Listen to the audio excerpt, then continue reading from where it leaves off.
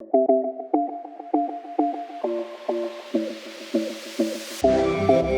right, welcome to episode 3, guys, of Overtime. I'm Max Hansen, and I got Connor Durkin next to me, my co-host, and then alongside me, or in front of me, is Luke Martin and Hersey Hoops, Coach Scott. Luke is a senior and guard for the Hersey varsity basketball team. Would you say Luke is a hype man on the team? Luke's always a hype man. Always a hype man. I don't think it's just specific to our team. Mm-hmm. I think it's the hype man for Orange Crush. He's the hype man for other people within the school. Definitely. That's what I find to be one of Luke's greatest assets, Mm-hmm. is his passion for everything that he puts himself into. That's my favorite part of Always been a lively guy. Yeah. So you guys did come off a loss yesterday, 66-60 against GBS. However, you do have a home game on Friday against Prospect, 7:30. Everyone be there. So what are you guys going to do to prepare over these next few days to get ready for their game? Yeah, over the next few days, obviously, we'll take a look at Prospect's stuff and try to prepare for that. They obviously have very similar personnel to us, and have encountered kind of the same struggles at the beginning of the year that we have too. Both teams have one win and will be extremely hungry come Friday night. I think it'll be hopefully a great atmosphere, and then a great Mid-Suburban League East game in which two teams play really hard. That's key. So yeah, we're gonna prepare really well for Prospect, but knowing that they're gonna prepare really well for us too. Mm-hmm. Coach Camardella does a great job over there, so we're just looking forward to a really even battle come Friday night. Definitely. I think we definitely have to keep the energy up in practice and just practice really hard these next 2 days so that we're ready for Friday. With your record now being 1-4 after last night's game, what are some things you think you need to work on to turn so far this season around? Go ahead, Luke. I think the same thing as energy. I think we know we can win, but we just have to believe in it now and then put the work into to making that happen. And I think we go on some good runs, but then we lose. We have lapses in our judgment, and we move too fast for ourselves. And I think we just have to work on slowing it down and taking care of the ball more. Yeah, I think people have a tendency to overreact to 1-4, and I get that. I understand. Everybody would like us to be 4-1, 5-0, 3-2, 2-3, whatever. But the thing is we've played some really tough competition. Two of the teams that we've lost to were ranked in the state of Illinois when we lost to them, and we've played every team close. We're 5-0 at halftime, but that doesn't mean anything. We need to clean up in what we like to call kind of winning plays, 50-50 balls or turnovers, and maximize our possessions, and be a little bit more efficient. But the reason we play the schedule we do is so we're prepared for games like Friday night, and that said, Prospect plays a really hard schedule too.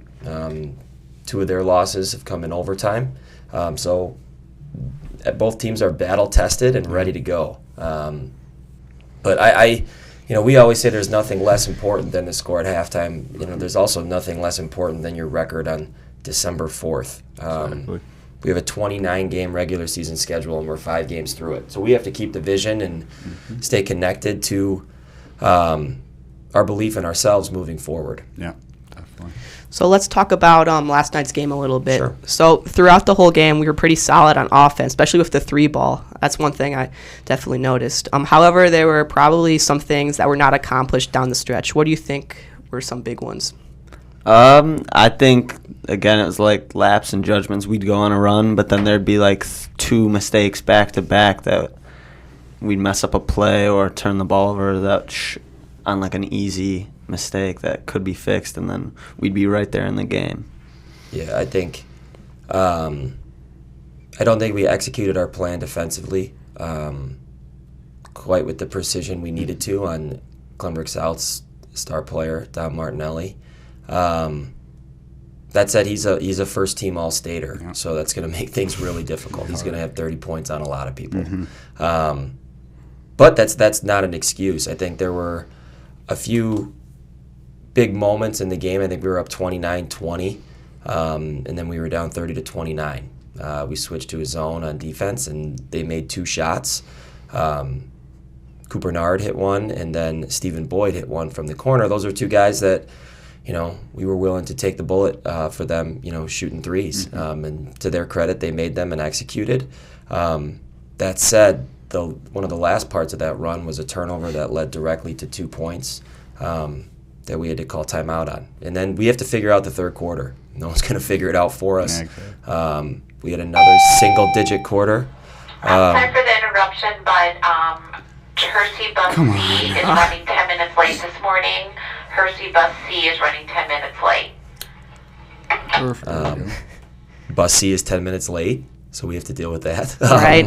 But, I think getting over that hump, and we can change what we do in warm-ups or change, what we say at halftime, but ultimately I think that's something that's between the ears at this point that I'm confident our guys will figure out. All right. Bus C's running 10 minutes late. Yeah. You know that? So I know coaches don't really like to think about this too much, but in last night's game, I think there were some questionable calls by the refs. What do you do to make sure you and the guys don't get too heated at the refs, which will make you guys make poor mistakes? I think that starts with me, and doing some analysis of who I was as a coach last year. In my first year, I got too worked into the officials and things like that. First team All-State guys are going to get first team All-State treatment. That's the way it is. Yeah. Officiating is a very objective business. Don Martinelli plays very hard. He plays smart. He's super polite. He's under control, and he's not desperate for calls. I think that's why he gets calls. That said, he earns them. And I think when we're begging for calls, we're a little bit desperate, going to the basket, need to be bailed out. But, I don't get too worked up in the officials. They shot 23 free throws. We shot 3. That was the difference, really, in the game. But again, that becomes, when you rely on that to make excuses for you, I think that becomes a crutch that's not going to end up helping you long term. So do any of the coaches have you tell you to stay back? No, do you have a stay back? What is your take on this, Luke? He's gotten better. I mean, it's only been 5 games, but there hasn't been an instant. I think it's mostly Coach White. Every game, or I'll say 2 of the 5 games, he's had to turn around and be like, "Yo, Mike, relax." And I again, with Coach White, he does a great job. I'd rather, tame a wild colt than push a donkey. Yeah. But he gets passionate. And the refs, I think the refs generally, and this is one thing I learned last year that I had to adjust from as an assistant coach, they listen to the head coach. They don't like to be pestered by guys sitting down. And we have to get better at that as a team. But I think for the most part, our team does a great job. Just worried about staying focused and focusing on the next play. I don't have to worry about guys getting technicals or anything like that, which a lot of coaches do. So, I'm fortunate for that. That's very nice. So, Coach Scott, obviously you do have a passion for the game. So before, the game or the night before, do you ever get, super nervous, you can't sleep or do any, nervous habits? I get nervous just like these guys. I think I even get more nervous than I did as a player, or maybe they get, because as a coach, you want to control everything, but really, in actuality, have control over nothing, which is a unique thing. So, I get nervous. I have a hard time sleeping, things running through my head, stuff like that. But that's a part of the fun in it for me. I tell our guys a lot, don't be nervous about being nervous. That means you care and you're committed to something. But I think you can be nervous and still play with confidence. I don't know. Do you guys still get nervous? Personally, I do. It's not the night before, but it's right before the game, right in the team room, right as we're about to go out. And then once you're on the court, it kind of goes away for the most part. All right, Luke, this one is to you. So last year and this year, you have taken on the role of doing all those handshakes. How long does it take to come up with those handshakes? And like, how'd you get chosen to do that? So for last year, I just got asked by the seniors because they thought I would be pretty good at it, and then it took me about like 3 to 4 games. But having said that doesn't mean we messed up a few times because it's rushed. It gets all rushed, and then it's not that hard. It's like a rhythm for each person, and then you just decide with that person what they want to do. Who do you think you have the best handshake with? Not player or coach? Either. I'm interested. I like me and Coach White have had a handshake for 2 years. So It's nice. You got the same one, not a new one? No, same one. All right, stay tuned. Keep an eye on that one. I'm going to keep an eye and look for it. I'll have to look at that one. It's simple. It's simple. That's all I'm going to say. Simple. You want the next one? Sure. Yeah, Luke, you are a guard, obviously. What do you think your role is on the team? For me, coming off the bench, I just have to take care of the ball and then play some hard defense. And then when I'm on the bench, just keep energy up for the guys on the bench and on the court. And then if I see something that's on the court that maybe someone else on the court doesn't see, maybe let them know like what's going on or something like that. One of the things that I think is a real testament to Luke's maturity is in varsity sports. It's the first time that a lot of juniors are playing up, essentially playing with guys older than them, and it's really the first team they've been on where maybe they don't play as much as they maybe anticipated at the beginning of the year or expected to, and that's a really, really difficult thing to navigate. And I totally get that. But again, to sit there and kind of waiting like a lost puppy, waiting for coach to put you in, as opposed to being passionate about the game, it impacts my decision making too. Like I'm more inclined to put a guy in who's like passionate and into the game than a guy who's just sitting there waiting. And that's what Luke does a great job at. Every time somebody else does something on the floor while he's on the bench, he stands up and applauds, as opposed to guys who haven't stood up in 3 quarters. I'm not going to put those guys in. I think that's part of what you earn there. And that's a really hard thing to come to terms with, I know. And it's uncomfortable and, sometimes embarrassing or whatever it is. But I think you got to get over that.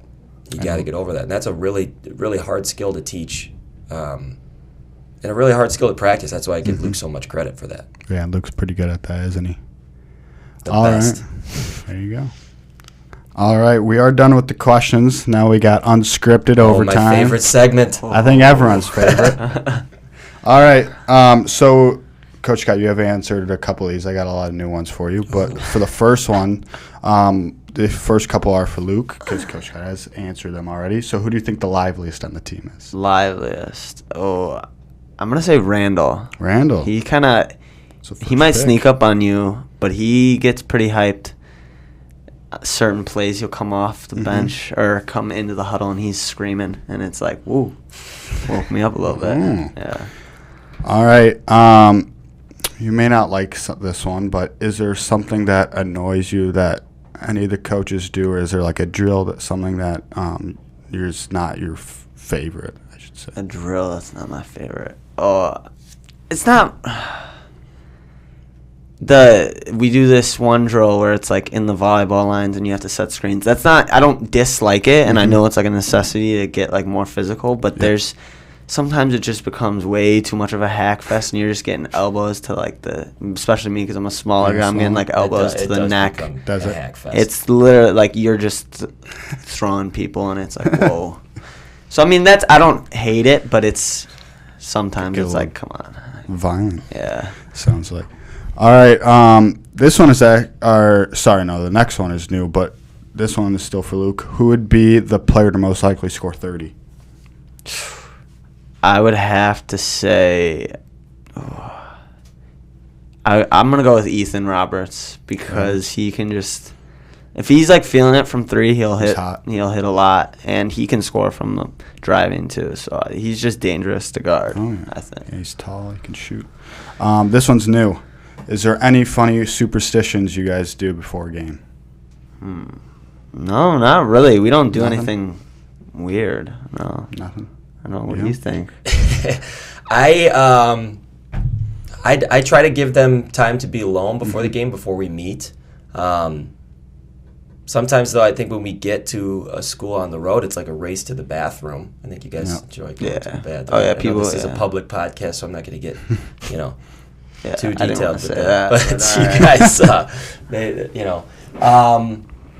but I think they each kind of have their own ways of getting ready. Whether it's, on the bus with a playlist. Again, they sent me their warm-up playlist yesterday. I wasn't a huge fan.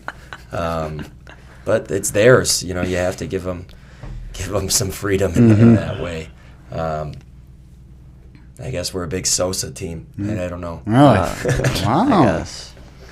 All right, so moving on to the songs. If you had to pick one walkout song, both of you, what would it be before you? I'm gonna go with this is hard. I'm gonna go with Kanye West. It's Kanye. Stronger by Kanye that's a West. good I'm song. a big fan of old Kanye. So Okay. I also am a huge old school Kanye fan. College Dropout album was great. I think I got to go with some early 90s rap here. Wow. I'm going to kick it back Switching to the it up. Notorious B.I.G. Oh, can't go wrong with All that. right. And the Notorious B.I.G. song that I'm choosing is Hypnotize. That's a good song. Great song. That is a great song. Good pick. Yeah. So Hypnotize, or, if you want to kick it classic rock, you could do like some Ted Nugent Stranglehold or something. But, I mean, there's a lot of options. You got a lot of options. Yeah. If there is one, I mean, I think I have someone in mind, but who do you think is the funniest coach? Coach White. Coach I'm White? sorry, Coach Scott, but No. the Coach White is a different human being for sure. I don't know. I can't. It's hard to explain someone who's not in practice and like seeing what it is. It's not like he doesn't make jokes. He's just him, and it's funny, and then Funny it guy. works for him. Yeah, Coach White's a very passionate guy. I have to give props to Coach Pardon on this because he came up with the nickname. But he calls him NASCAR Mike. 'Cause he goes from 0 to 100 faster than anybody. But again, there are things that are sticking points with him, and he has such a loud and booming voice that even if he's like trying to say something secretive, like everybody in the gym is going to hear it. Loud guy. But yeah, NASCAR Coach White. That's a good name. Shout out to Coach Pardon on the TM there. That's his doing. All right. If you had to eat any snack before a game, what would it be?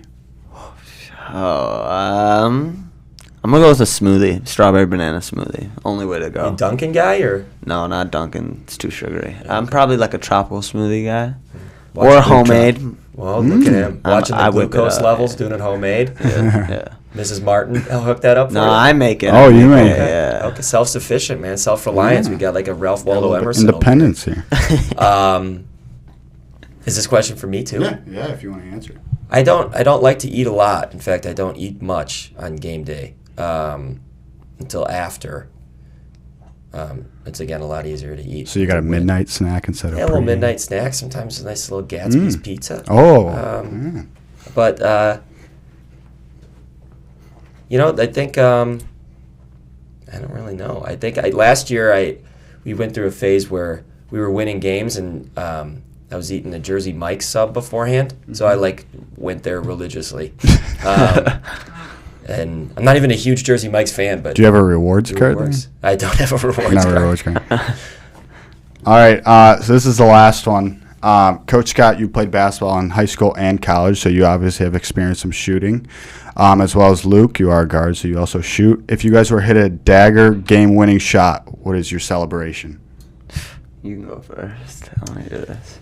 I don't know if I'd have like a full-on celebration. I think the best celebrations in sports history were popularized by MJ and Tiger Woods. They just do the fist pump. Yeah. I think the calm fist pump is huge. That's yours? Yeah. Not a big like it. three goggles guy. Not but like a I- LeBron No, I'm not. I'm pumping. not pushing down the roof Not or the finish. or I airplane. never had the muscles to really flex on anybody, so I'm a fist pump guy. Tiger it, I like it. 96 Masters. Oh, shout him out. All right. Tiger. I think you just hold the follow through, straight face, stoic. That's it. It's Look at the all to camera. be said. Let the shot talk. Yeah, I like it. I like it. Hold the follow through. Let the shot talk. Maybe Mark might have that moment this year. Stay tuned. Now we know what he's going to be doing after. We'll be watching you. see. We'll be watching you. All right, guys. So that is the end of episode 3 of Overtime. Obviously, thank you, Luke Martin and Coach Scott, for coming on again. They do have a game Friday against Prospect. We should be able to get this up by then so you can watch it. And we'll see you guys at Prospect. Thanks for coming in, guys. All right, Thank thanks you for for having having us. us. Hope to see you guys all at Prospect. Girls game is at 6 o'clock. Girls team is having a great start to the year. Beat Mother Macaulay, a state-ranked team. Their only loss is to Maine West, who's won 50 games in a row. But the girls can play, so get there early, get comfortable, and get ready for a good night of basketball. I know the Prospect girls team is pretty good, too. Coach Miller's a new coach over there. But the Huskies will be tough to beat at home. We'll hopefully Cool. pull out the W there. Perfect. Yes, sir. Here you go. You got 2 games to watch Friday night. Be there. All right, thank you. Awesome.